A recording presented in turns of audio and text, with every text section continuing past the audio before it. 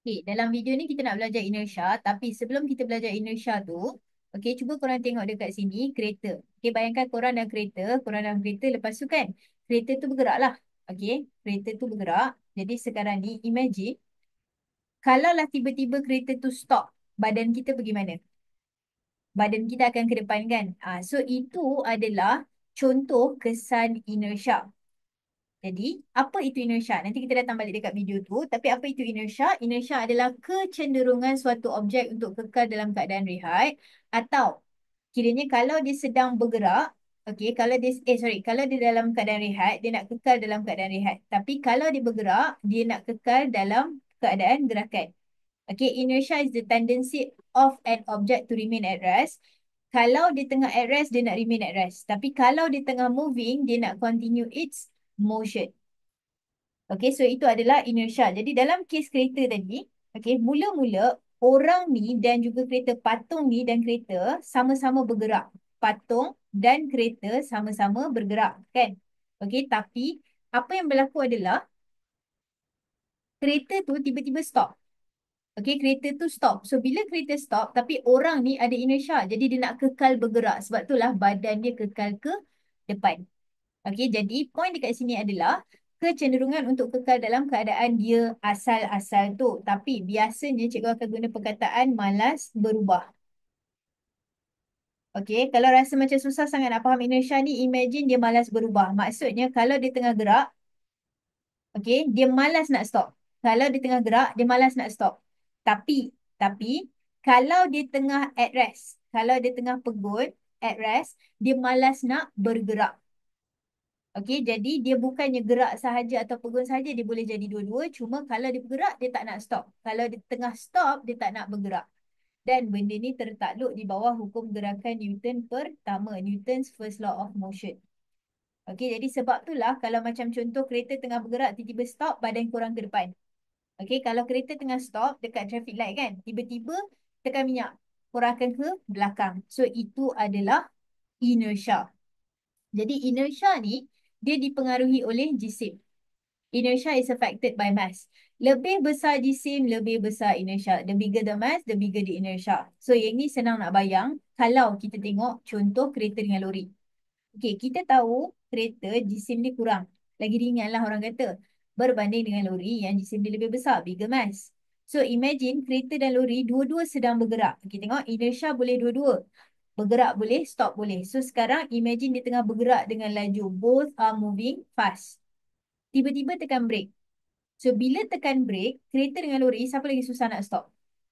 Cuba fikir. Okay, kita ada kereta dengan lori, dua-dua bergerak sama-sama, laju yang sama. Tiba-tiba tekan brake. Siapa lagi susah nak stop? Yang lagi susah nak stop adalah lori. Kenapa? Sebab lori ni, dia punya jisim lebih besar. So, inertia dia pun lebih tinggi. Jadi, dia lagi susah nak stop. Okay, tapi kalau kereta dengan lori sedang pegut. Okay, imagine car and trucks tu dia at rest. Car ataupun lori tu dia at rest. So, bila dia at rest, tak bergerak, okay, dia dalam inertia dia adalah dalam keadaan pegun. Inertia dia dalam keadaan stationary, at rest. Jadi, bila kita tolak, okay, kereta dua ni, dua-dua tak gerak, lepas tu korang nak cuba tolak kenderaan tu. So, bila kita cuba nak tolak, yang mana lagi susah nak start? Lagi susah nak start gerak. Mestilah lori juga kan? Okey, sebab apa? Sebab jisim dia lagi besar. Jadi dekat sini korang boleh nampak. Again, inertia tu bukan bila dia gerak sahaja atau bila dia stop saja. Dia sebenarnya dua-dua. Kalau dia tengah gerak, dia susah nak stop. Okey, kalau dia tengah stop, dia susah nak gerak. So, faktor mempengaruhi susah tak susahnya tu adalah dia punya jisim. Lagi besar jisim, lagi besar inertia. Okay, sebenarnya itu je yang korang kena tahu pasal inertia. Yang lain-lain ni adalah contoh-contoh. Rajin-rajinlah buat soalan untuk tengok banyak contoh. Okay, jadi dalam soalan ni dia kata Raja menunjukkan seorang pemandu lepas dia tekan brek mengejut. Kan dah jadi macam ni. Okay, dia tekan brek mengejut. So, dia tanya apa yang boleh menerangkan pergerakan badan dia ke depan ni. Okay, so kita tahu mula-mula dia bergerak sama-sama dengan kereta. Tiba-tiba kereta stop. Tapi badan dia masih bergerak ke depan. So, ini adalah inertia. Tapi soalan tak ada pun tulis inertia, jawapan tak ada pun. Sebab benda ni tertakluk di bawah hukum gerakan Newton pertama. Newton's first law of motion. Okay. Alright. Lepas tu dalam soalan ni kita ada satu botol sos. Yang botol sos ni, dia kata botolnya dah nak habis isi dia. Jadi macam mana kita buat, apa yang kita buat? Biasanya kalau botol sos tu dah nak habis ke atau even sos tu ada je lagi, apa yang kita buat adalah kita goncangkan botol, shake the bottle. Okey, menggoncangkan botol. Kenapa? Kenapa menggoncangkan botol? Okey, cerita dia macam ni. Korang kena bayangkan, bukan bayangkan lah, masa ni cikgu lukis. Okey, ini adalah botol sos. Okey, ni adalah botol sos yang mana di dalamnya ada sos. Okey, so ni botol, ni sos. Isi dia lah ni botol, ni adalah sos. Jadi sekarang ni, bila kita goncangkan, maksudnya kita akan gerakkan dia ke depan. So, sos akan ke depan, botol pun akan ke depan. Sos dan botol sama-sama ke depan. Tapi bila kita goncang, kita bukan ke depan je kan? Okey, apa yang kita buat adalah, kita akan ke belakangkan balik. So, maksudnya, sos dan botol mula-mula ke depan. Lepas tu, kita tarik botol tu ke belakang. Kita tarik botol tu ke belakang. Jadi, sekarang ni botol dah bergerak ke belakang. Tapi, cuba tengok sos.